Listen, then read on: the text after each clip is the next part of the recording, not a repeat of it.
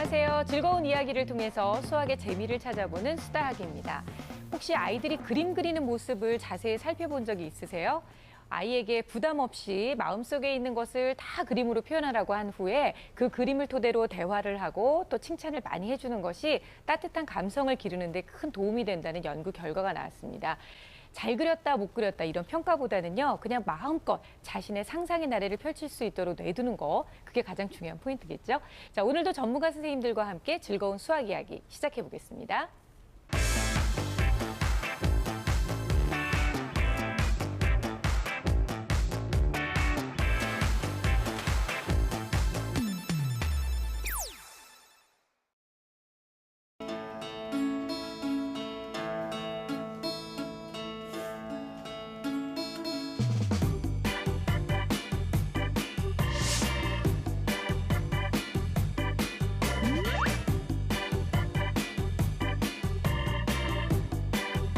머리가 지끈지끈하고 살짝 지루해요.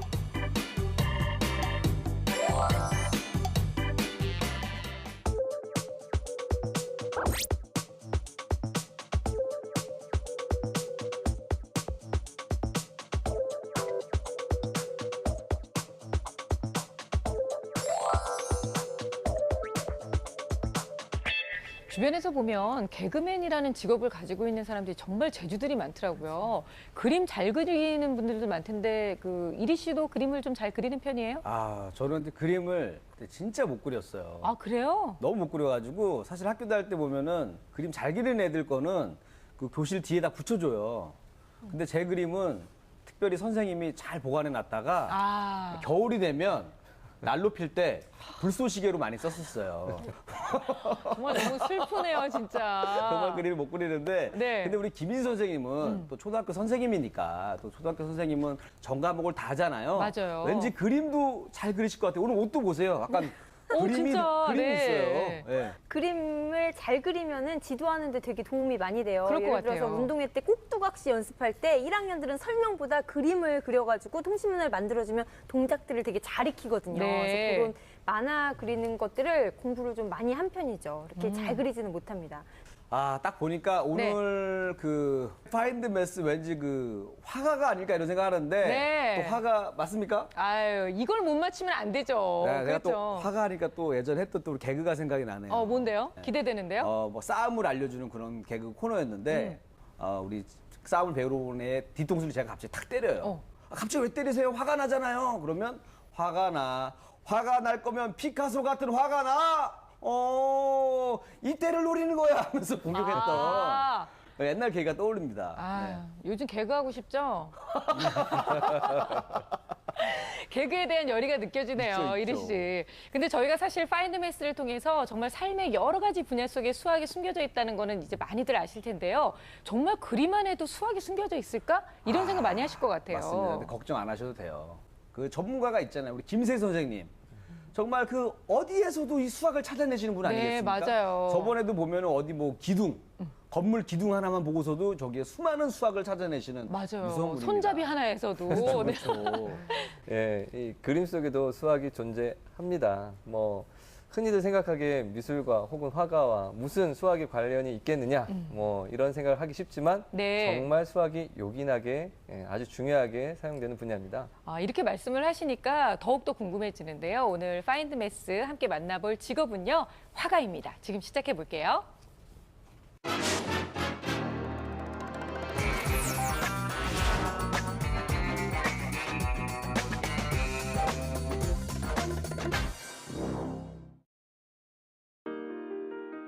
수학으로 아름다움을 표현하는 사람들, 화가.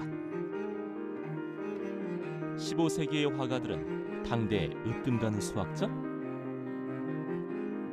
왜 화가들은 수학 공부를 해야 했을까?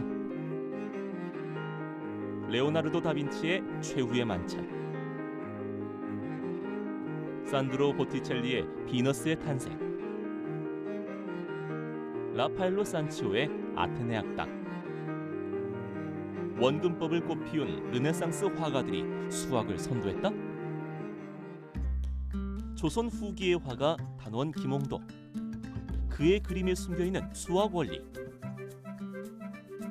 세계 농담으로 표현하는 정교한 원근법의 세계. 원근법, 기하학의 시작이 되다 화가들의 노력으로 열린 새로운 기하학의 시대.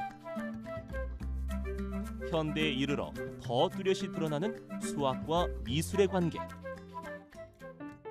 네덜란드의 화가 애셔.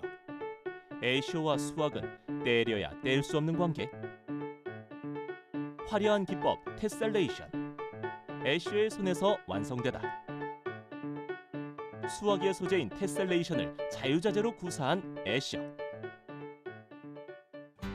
차가운 머리에서 나온 학문 수학과 뜨거운 가슴에서 나온 예술, 미술의 만남.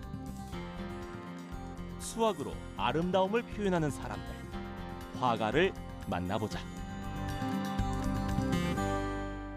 오, 정말 너무 신기한 것 같아요. 미술 안에 수학이 저렇게 스며들어 있다는 게 너무 놀라운데요. 맞습니다. 저도 사실 그림은 잘 모르는데 이 레오나르도 다빈치 그래요. 그리고 또 그 옛날에 그 다빈치 코드란 영화도 있고 그러다 보니까 좀 굉장히 좀 익숙한 이름이잖아요. 네. 왠지 오늘 또 편하게 좀 즐거운 시간이 되지 않을까 이런 또 기대가 되네요. 그러니까요. 네. 아니, 그러고 보면 우리가 그림 그리는 모습, 뭐 드라마나 영화에서 보면 이렇게 탁 펜을 들고 이렇게 쫙 이렇게 해서 정모라를 그리잖아요.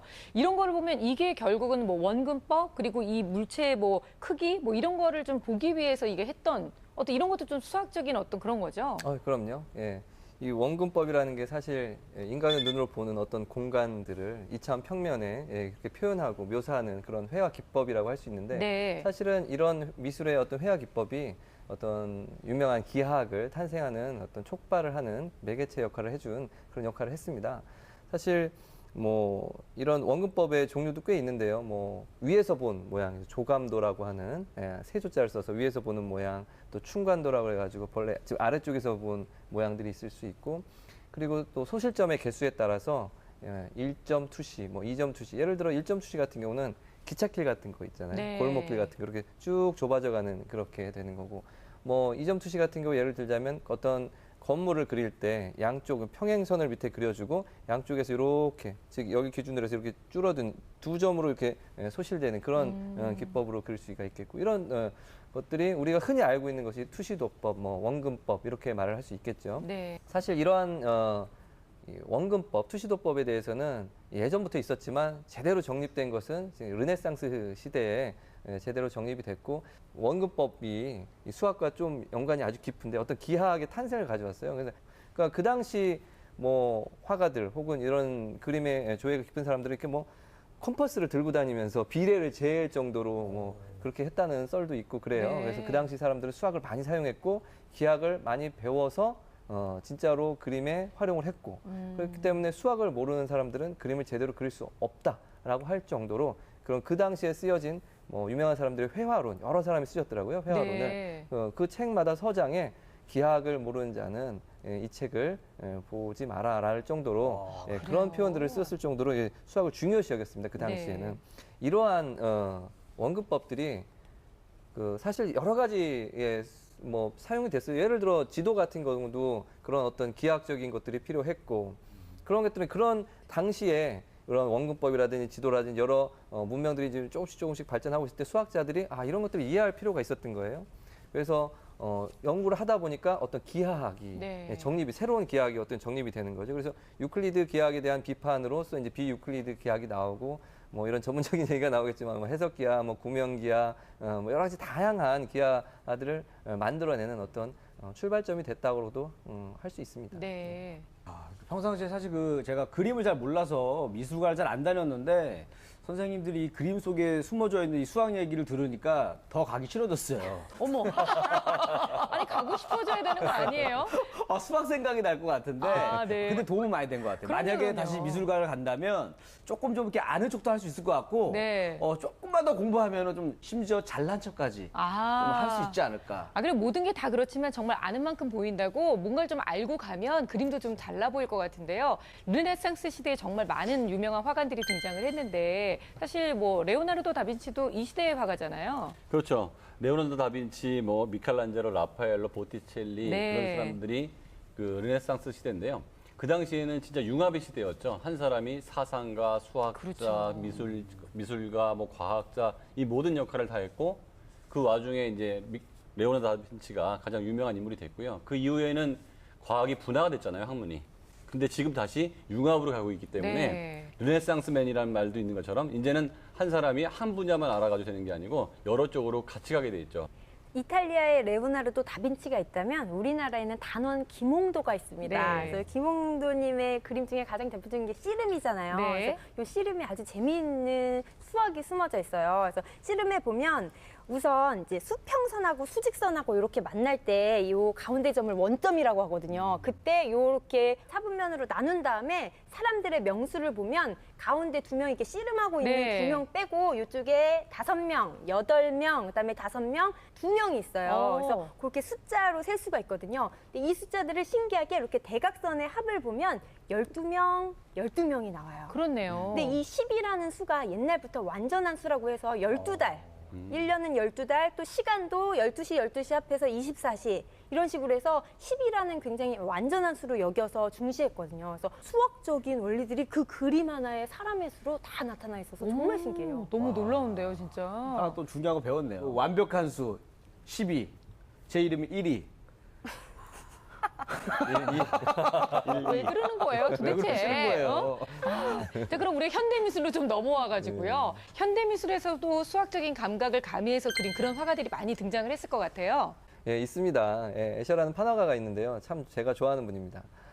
이분의 그림을 보고 있으면 사실은 저희들이 딱 보기에는 수학이다라고 생각이 들고 다른 사람 보기에는 참 신기하다. 어떻게 이렇게 그랬지? 이런 느낌이 들 수 있다 이제 좀 볼 텐데요. 정말 이분은 수학을 사랑한 분이구나라는 생각이 저는 들거든요. 왜 그런 생각이 드냐면 이분은 어떤 기하학적 패턴을 많이 사용했어요. 흔히 얘기하는 테셀레이션이라는 어떤 기법을 많이 사용해서 네. 테셀레이션이라는 건 간단하게 설명하자면 어떤 평면이나 공간을 똑같은 도형이나 어떤 모양으로 이렇게 빈틈없이 채워나가는 거예요. 예를 들자면 목욕탕에 타일 같은 거 있죠. 네. 그런 거, 바닥에 보도블럭 같은 거, 그런 것들을 간단하게 이렇게 테셀레이션이다라고 생각하면 되십니다. 우리나라 말로는 쪽매 맞춤 이렇게 얘기하기도 합니다. 자, 그림 한번 보면서 한번 얘기를 나눠볼까요? 예. 네. 이렇게 평면을 메울 수 있는 정다각형은 저렇게 삼각형이 있을 수 있고요. 그리고 삼각형 6개가 모여 있는 거예요. 첫 번째 네. 그림은. 두 번째 그림은 정사각형입니다. 여기 빈틈없이 채워져 있죠. 직사각형도 됩니다. 지금은 다각형을 얘기하고 있는 겁니다. 네. 저 세 번째는 정육각형입니다. 저렇게 빈틈없이 저렇게 메꿀 수 있는 도형은 정다각형으로는 이렇게 세 종류가 있습니다. 이렇게 보니까 예. 욕실에 와 있는 것 같은 느낌이 드네요. 매우 친숙하지 않나요? 네, 단순하죠. 이제 조금씩 발전해가는 모습 보일 거예요. 이제 다음 그림을 보면은 이제는 2가지 종류의 정다각형으로 만들 수도 있거든요. 이렇게 여러 가지 섞어서 이런 모양은 아주 다양하게 나올 수가 있습니다. 이제 이렇게 해서 삼각형으로 이제 색을 좀 바꿔봤죠. 예, 평면을 메꿨잖아요. 옆에 있는 것은 삼각형이긴 하지만 뭔가 들어가고 나왔죠. 그렇죠. 한쪽을 들어가게 만들면 한쪽을 나오게 만들면 되기 때문에 이렇게 모양을 다양하게 바꿀 수 있죠. 그래서 테셀레이션은 사실 하는 사람에 따라서 이렇게 다양하게 창의적으로 만들 수가 있습니다.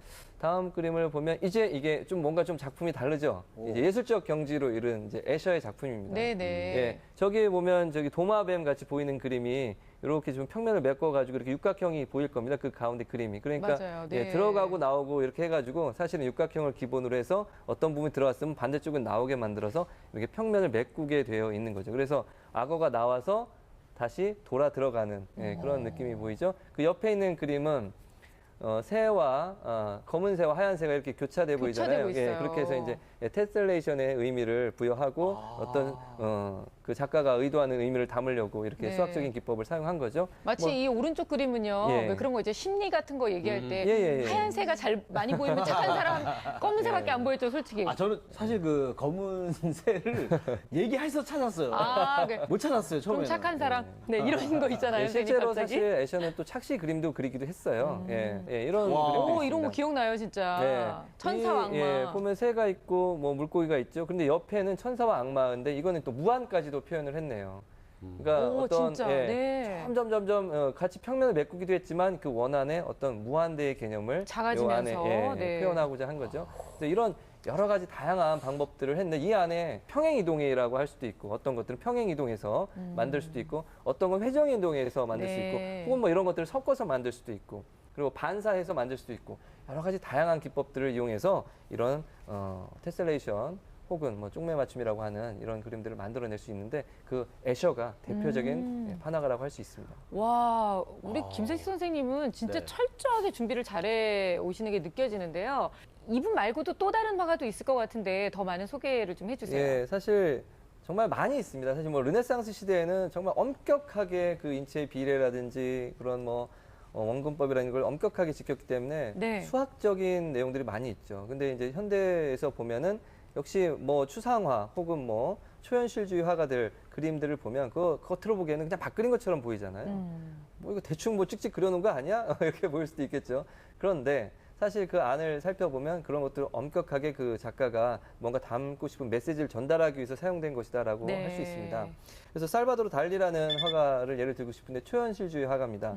가장 유명한 작품으로 흘러내리는 시계 시계, 네. 그림 있잖아요. 예. 이분이 분명히 뭐 위상수학이나 이런 것들을 뭐 알고 그렸을 것 같지는 않습니다. 알았는지 몰랐는지 모르겠지만 그러나 어떤 치환과 어떤 변환에 대한 수학자 입장으로서 본다면 네. 예, 그런 것들이 또 보이고 실제로 또 최후의 만찬이라는 작품을 보면 그 안에 그 배경이 되는 쪽에 뒤쪽에 정 12면체가 그려져 있습니다.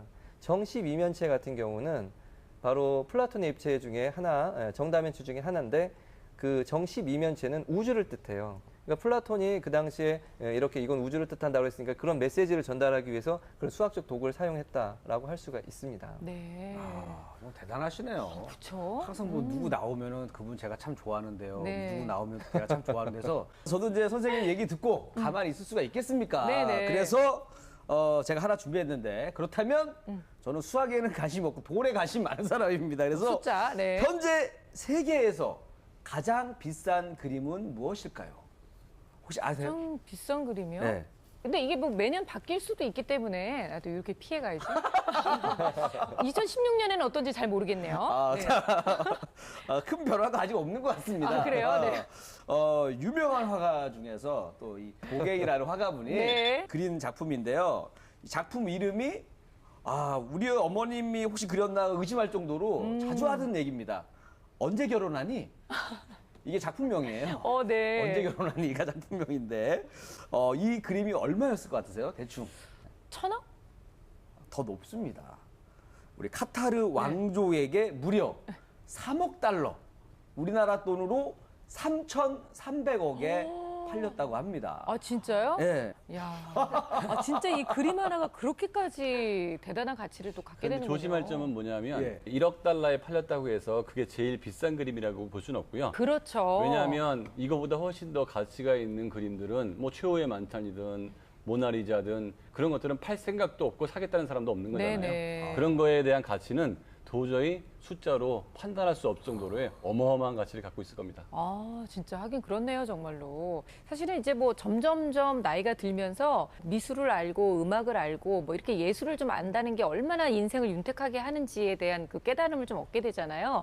미술에 대한 생각을 좀 키워주기 위해서는 어떤 노력을 좀 기울일 수 있을까요?